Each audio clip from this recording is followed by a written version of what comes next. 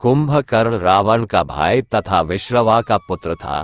कुंभकर्ण की ऊंचाई 600 धनुष तथा मोटाई 100 धनुष थी। उसके नेत्र गाड़ी के पहिए के बराबर थे। उसका विवाह वैरोचन की कन्या व्रजरज्वाला से हुआ था। वह जन्म से ही अत्यधिक बलवान था। उसने जन्म लेते ही कई हजार प्रजाजनों को खा डाला था। उसे बेहद भूख लगती थी और वह मनुष्य और पशुओं को खा जाता था।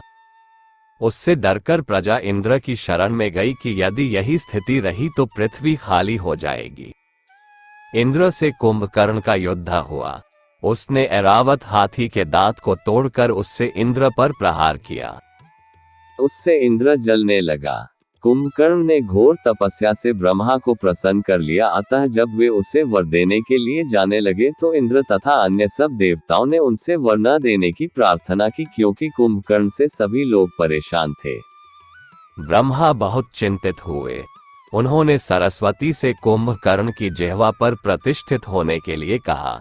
फलस्वरूप ब्रह्मा के ये कहने पर कि कुंभकर्ण वर मांगे, उसने अनेक वर्षों तक सो पाने का वर मांगा। ब्रह्मा ने वर दिया कि वह निरंतर सोता रहेगा। 6 मास के बाद केवल 1 दिन के लिए जागेगा। भूख से व्याकुल वह उस दिन पृथ्वी पर चक्कर लगाकर लोगों का भक्षण करेगा। रामायण में कुंभकर्ण का क्या रोल था, आइए जानते हैं विस्तार पूर्वक। राम की सेना से युद्ध करने के लिए कुंभकर्ण को जगाया गया था। वह अत्यंत भूखा था। उसने वानरों को खाना प्रारंभ किया। उसका मुंह पाताल की तरह गहरा था।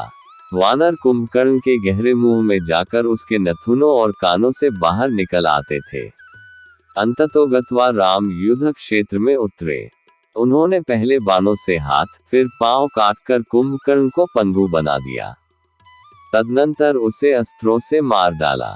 उसके शव के गिरने से लंका का बाहरी फाटक और परकोटा गिर गया। कुंभपुर के महोदर नामक राजा की कन्या तदितमाला से कुंभकर्ण का विवाह हुआ। कुंभपुर में उसके सुंदर कानों को देखकर किसी व्यक्ति ने उसे प्रेम से बुलाया था, इसलिए वह कुंभकर्ण नाम से प्रसिद्ध हुआ।